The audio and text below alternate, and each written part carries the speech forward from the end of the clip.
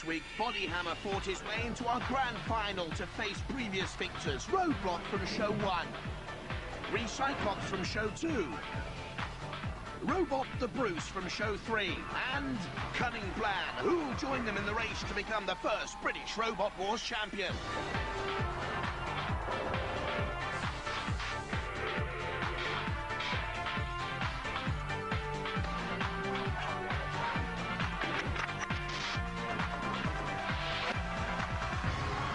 Ladies and gentlemen, please welcome the warmonger of Robot Wars, Jeremy Clarkson. Throughout history, warmongers have promised that their conflict would be the mother of all battles. But tonight, we're going to show them how a proper war should be fought. The whole series has been leading up to tonight's final showdown, and from throughout the land, we're getting reports of a nation on tenterhooks. Men attending their allotments, women are cooking supper, children are tucked up in bed dreaming of the day when they can have a pony. But here in the East End of London, we have 6 more robots revved up and ready to fight it out for that last place in the final showdown, a battle that will be held at the end of tonight's programme. Before we fire up the flamethrowers and charge up the chainsaws in this half-hour homage to Greenpeace, let's meet them. First, from Oxford, Scarab. A durable-looking robot weighing in at 86.3 kilograms, Scarab utilises 2 suspension springs salvaged from a 1923 vintage car. From Mitcham, the Blob.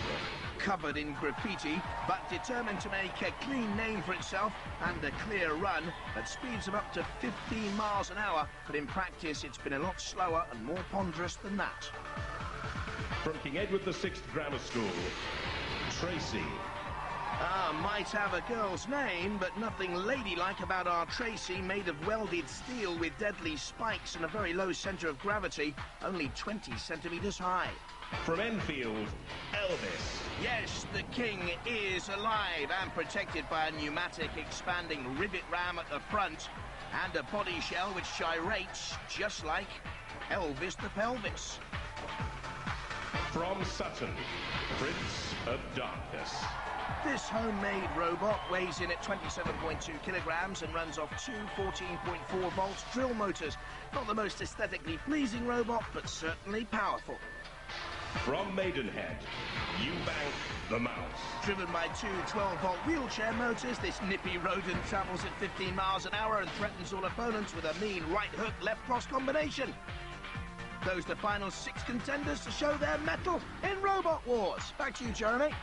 Right, now you've met the metal, it's time to test the testosterone with our first event.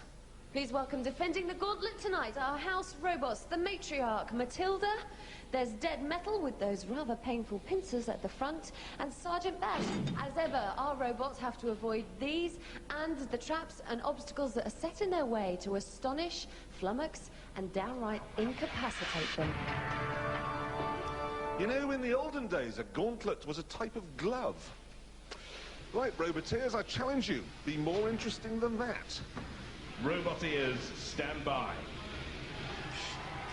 Ooh, driver Phil Patching with the Blob looks nervous. His engineers Gareth Monday and Simon Carroll. 3, 2, 1, activate.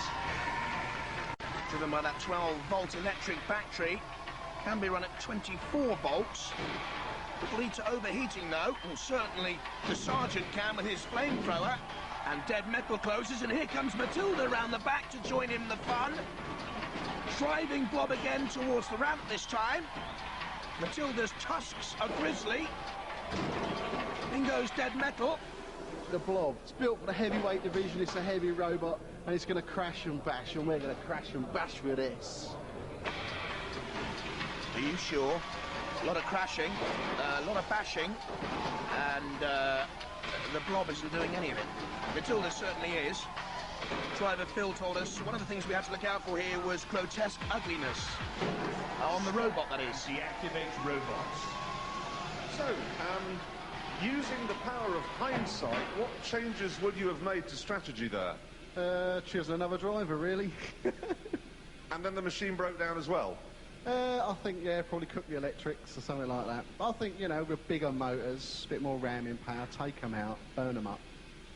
But you didn't do any of that. Still, well done. You got, oh, I don't know, a few feet. Oh, popular team, though. I hope they're back for later on. First to go, of course, they're top of the leaderboard with 7 metres. Roboteers, stand by. Driver Neil Lambert is 23. He's a special effects artist who wants to work on feature films.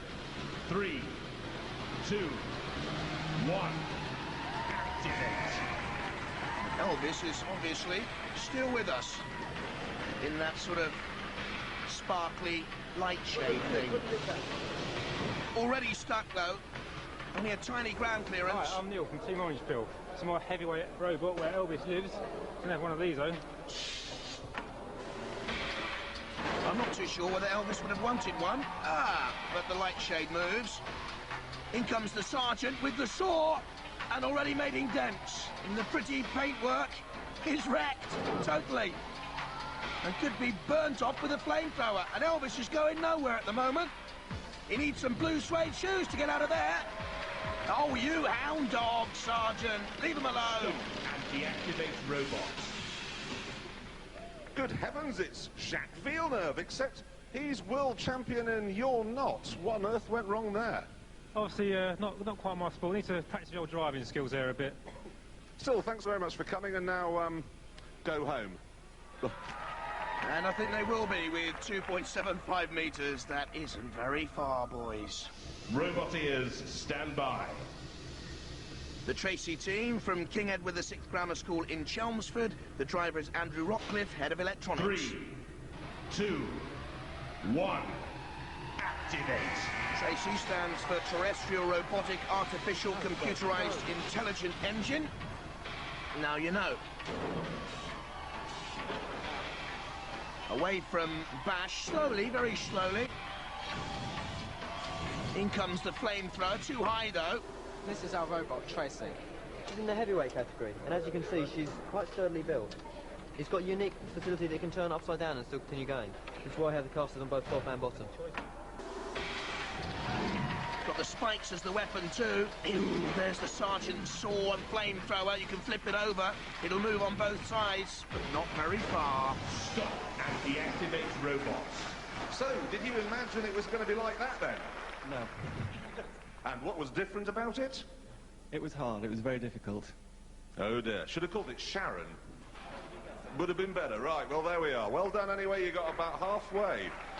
Just over, in fact, and that pleases the supporters of the Tracy team because they're top of the leaderboard with 8.7 metres. Roboteers, stand by. Steve Dove, a 40-year-old manufacturing supervisor, is the driver of the Mouse. 3, 2, 1, activate. And out of the mouse hole he comes, past our own kitty cats. There's the sergeant and Dead Metal. And up against their power, 2 boxing gloves and a deadly right hook and left cross, says Steve. Very nippy though. A 0 turning circle. Low ground clearance, nothing's going to get underneath that. Away from the spikes, away from Dead Metal, top of your picture, and Matilda. Oh, tremendous stuff, and it's through! I've got to say, ordinarily, I don't like to see my pets being beaten, but that was great. Yeah, brilliant. Absolutely brilliant. Did you really expect to be able to beat them? No, I was hoping to get about halfway and then I thought they'd just get me. That was just great. Marvellous Mouse. Well done. Terrific robot, great entertainment, and the Mouse top of the leaderboard, the only one through to complete. Roboteers, stand by. The ISIS team members from your picture there, Jonathan Attias and Chris Kroski. 3, 2, 1, activate. Scarab, named after an ancient Egyptian beetle, looks more like a birthday cake on wheels. But beyond Sergeant Bash's flamethrower, very slowly, very securely, very powerful actually, with the 2 wheelchair motors. And that big weapon on top, a steel bar. As Dead Metal goes to close. Chris Kroski looks more like Chris Crosspatch there. We're Team ISIS from Oxford. This is our robot Scarab. It's driven by 2 wheelchair motors, and the main feature of it is this hammer, which is sprung-loaded, and we rewind it using a car starter motor. Well, they may well be slow, but they've already beaten the 2.75 metres.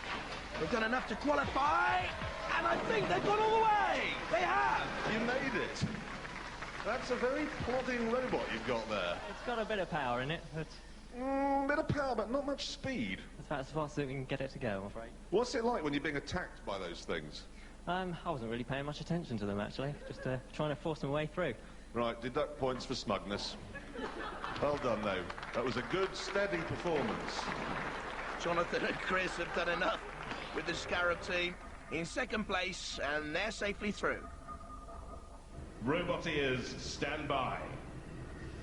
Prince of Darkness, driven by 16-year-old John Scott, the team all teenagers at the Greenshaw School in Sutton. This is the Prince of Darkness. We built this in under 5 hours. It's powered by 2 powerful motors which will actually pull a motor car. 3, 2, 1. Activate. Those 2 motors come from Domestic Power Tools. It looks like one of those old sort of go-karts you made, though, when you're about 7. 2 boxes and 2 old rubber wheels at the back. The flame torch will destroy them, or the steam jets. No! The Prince of Darkness is going all the way! Look at that! Oh, until Matilda came across, but did it cross the line first? They think so, but the judges say no! They've got to do it all again! It wasn't all the way over the line, and Matilda trades it against the spikes! Now, Matilda, can't manoeuvre! They can get away this time! Can they cross the line once and for all? Yes, they can! That is the worst robot I've ever seen in my life, and it crossed the line twice. That thing can pull a car. And what would have happened if Sergeant Bash had attacked it with his flamethrower?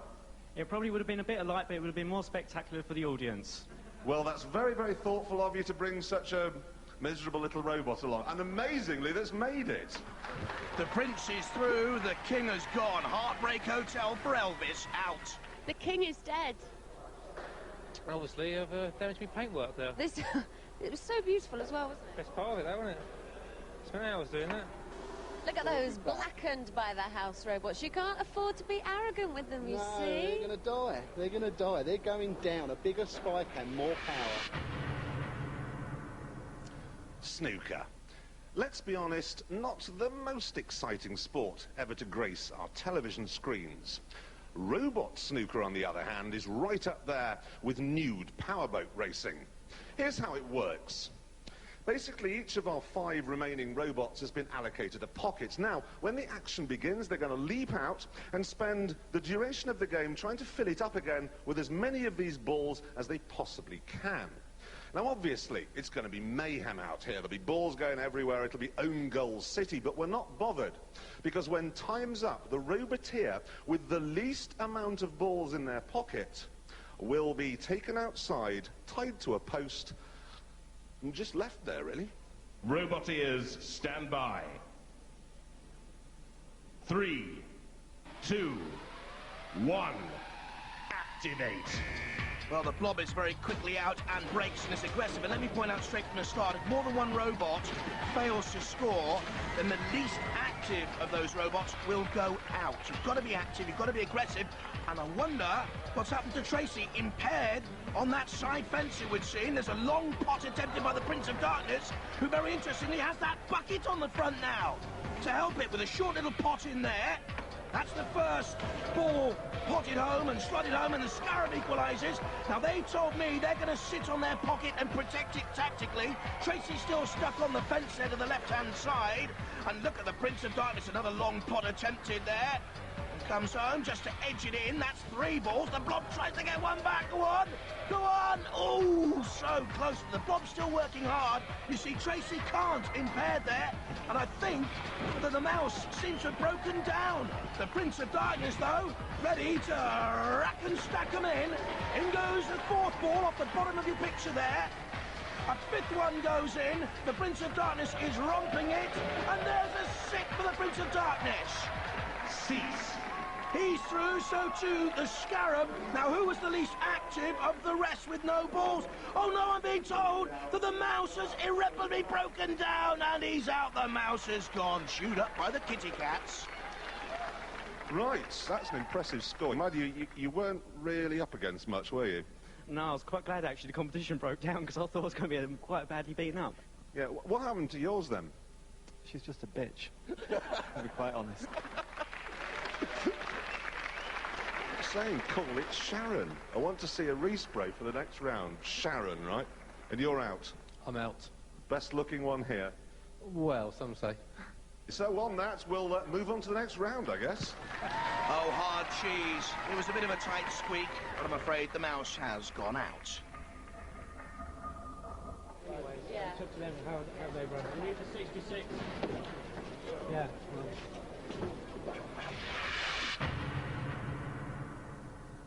It's time for the semi-finals, where the real fighting begins. Now, in case our roboteers don't get stuck in properly, the 4 house robots are on hand to garnish proceedings with a little chili sauce. And if, at the end of the bout, the 2 robots are still running, we shall turn to our panel of adjudicators for a decision. Now, they're going to be marking you, roboteers, for style, control, violence, and aggression. I, on the other hand, am only interested in violence. So get out there and do some. Roboteers, stand by. Phil Patching and the heavyweight blob team, that weighs 68 kilograms. 3, Oh, and there, Peter Kuyber, 2, the engineer, joining the Scarab 1. team in the driver's box for the first time.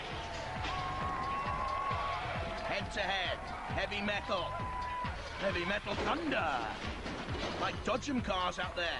And here comes the torch. What on earth is Sergeant Bash doing so far out of his control area? Oh, look at that hammer blow. Missed.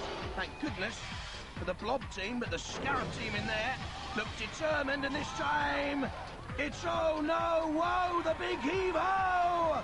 Out onto those side bars, so difficult to escape from, especially with the sergeant coming in. Ah! You could be right, you could be stone dead. Oh! Rust in peace, the blob! Your robot, right, is the slowest here. Probably, yeah. It is also the least powerful. Well, I don't know about that. It looks like cheese on toast and its hammer doesn't work, and you still got through. It's amazing, isn't it? Yeah. Amazing is one way of looking at it. Still, we'll see you in the next round.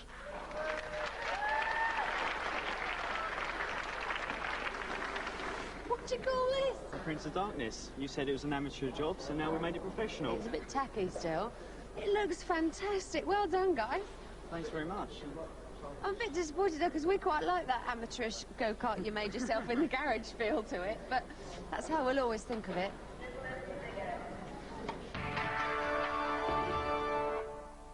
Roboteers, stand by.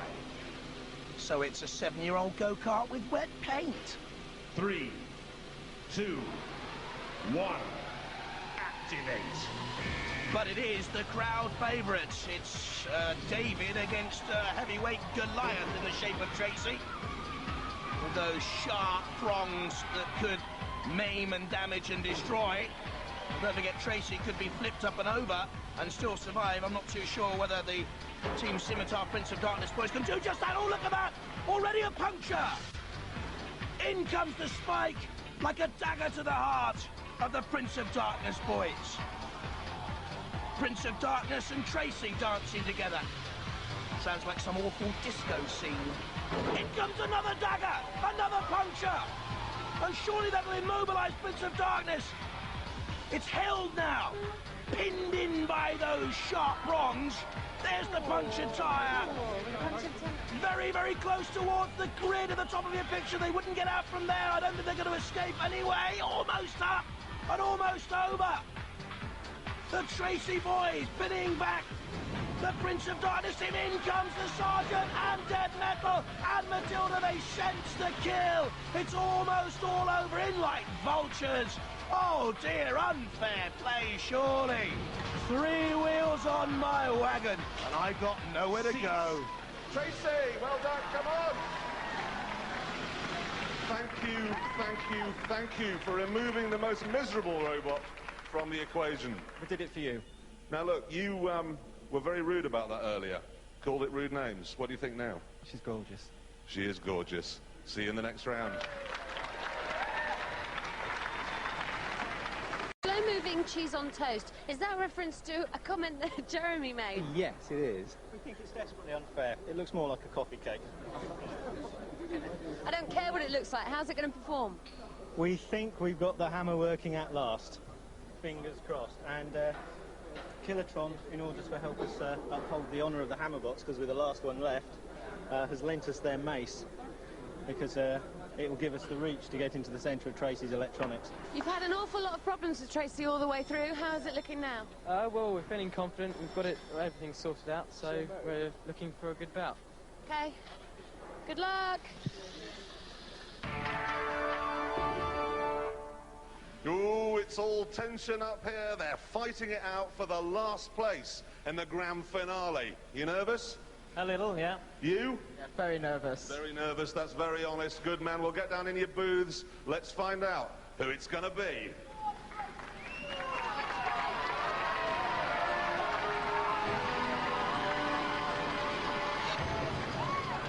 Roboteers, stand by.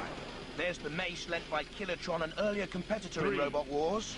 2, 1, activate. And the two heavyweights come together. Oh, and there are those dangerous prongs immediately coming into play from Tracy. We've seen what damage they can cause, and puncturing the side of Scarab. In come the house robots. Matilda, bottom of your picture. Dead metal to the right-hand side.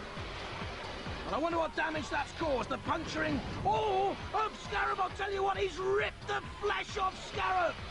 Has Tracy, you can see it trailing off one of the deadly prongs. And up against it, that mace is like a little school ground conker against a juggernaut.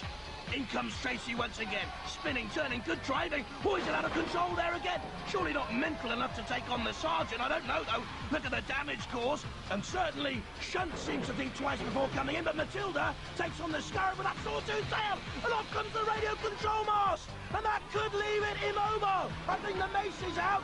And meanwhile, Tracy isn't out of control. It's mad enough or vicious enough to take on Matilda's tusks. And that'll be earning points. The judges deciding on damage, aggression, control and style. And surely it'll go to points now. Surely it'll go to the judges. And Tracy now attacks the sergeant. Well, he's got some front. Got to be a judge's decision. I mean, you see the action in there. Well, Tracy certainly was more aggressive and caused more damage right from the start. That's where the body shell of Scarab was pierced. Scarab tries to spin and knock it away, and that's what thrust Tracy into the patrol area. And then more damage, of course, it went on the attack. Damage caused to Scarab by Matilda. Tracy taking on Matilda. Oh, forward of Scarab. He knows he's already beaten Scarab, the Tracy driver. Now, what shall I do? I'll take on the toughest of the lot, the sergeant. Well, thanks for your patience, ladies and gentlemen. I'm delighted to say we now have got a result, unanimous, judged as usual on damage, aggression, style and control. And the winner, Tracy! You really have got a fan club here, haven't you? Huge congratulations. Was it fun? It was awesome. That bit when you got stuck, you must have thought it was all over. I did, but one of the house robots helped us out, so that was great. They're nice guys. I've been saying all along they're nice guys. And I love your sportsmanship. When the cheese on toast was being attacked, you were helping it out. No, we just had to have a go at those house robots. Deeply satisfying. Well, you've done it. You are through. You've earned yourself a place in the grand final. You better go get yourselves ready. Well done. Now, this is it. This is what the whole series has been leading up to. An orgy, a six-way orgy of death and destruction.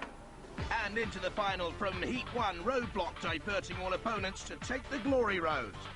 From Heat 2, Recyclops with the extending tongue licking all opponents. From Heat 3, the brute force of Robot the Bruce. And our featherweight pretender Cunning Plan speeding to victory in Heat 4. Next, the copper-coloured Coal Scuttle working out the maze in Heat 5. And they're all joined by tonight's winner, the not-so-ladylike Tracy. 6 of them are going into the arena now for the very last time, and the excitement here in the pits is intense. We cannot wait to watch it. There'll be crowds around the monitor. We're going to enjoy this just as much as you are. And here we are, Philippa, the final of Robot Wars. Roboteers, stand by. There they are, the drivers of Roadblock with its scooped front, and Body Hammer, the Cold Fusion team, and Rex Garrod on the right, driver of Recyclops with the extending tongue. There's Cunning Plan from the University of Reading. 3, 2, and Robot the Bruce, and 1. Tracy from tonight. Activate. And this for the title, the first ever UK Robot Wars champion. Aggressive style already, especially from Tracy spiking Recyclops, and that allows Roadblock to come in underneath. There's the extended tongue, but Recyclops can't flip Tracy over at this moment in time. Tracy comes back. There's Body Hammer in the spotlight briefly, and running away, Cunning Plan. Needs to get back into the action and be aggressive, and it is there, because the judges will mark for aggression, and Tracy's up on Cunning Plan, and both of them are out, immobilised. 4 left, Body Hammer and Recyclops, and Robert the Bruce there to the left-hand side, and the dangerous Roadblock, who's persisting in this attack on Recyclops, the most dangerous attacking robot otherwise in the field, but up on inside Recyclops. Down it comes, the tongue takes a fearful bashing. Roadblock still pressurising, and Body Hammer thrusts into Robot the Bruce. Recyclops on its side, not yet down. Robot the Bruce trying to get involved. Rex Garrod needs to get his tongue back in every sense of the word. Recyclops up near picture. There's the chain off Recyclops. And then attacking by Roadblock has paid off. Recyclops is out. They're down to 3. Body Hammer. Roadblock behind it. And there's Robot the Bruce up on his side and goes as well. And that leaves 2. The Roadblock team of students from Bodmin against the team of nuclear engineers and Body Hammer. Here's Roadblock closing in on the far more experienced engineering team, getting in underneath. It's over. It goes to the judges. And the arena on its feet, a standing ovation. Well, I think that calls for a judge's decision. And while we await it, let's have a look at some of the action from that Battle Royal. These, the 6 bidding to become the champions of the first series of Robot Wars. Recyclops, attacked by Roadblock. Roadblock in the thick of things again as Tracy takes out Cunning Plan and goes out herself. Roadblock then attacking Recyclops, and Robot the Bruce. Just about anyone had a go at Recyclops, especially Roadblock. And Recyclops, the chain came off in the end, leaving 3, and Roadblock putting out Robot the Bruce after a suicidal charge. And my money's on Roadblock, but let's see what the judges have to say. All right, quieten down, everybody. Quieten down. We have a decision. A unanimous one from the judges that the winner, the British Robot Wars champion, Series 1, is Roadblock! You did it, guys! You did it! There it is, the trophy. And a very, very well-earned one, if I may be so bold. What was that like? Best time of my life. Absolutely loved it. It really was. Absolutely breathtaking. Thank you for coming. Thank you for being absolutely magnificent winners, champions, and thank you, everyone at home, for watching. Good night.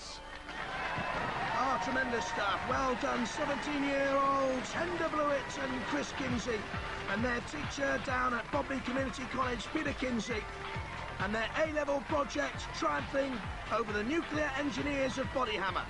Champions of the first series of Robot Wars UK, Roadblock.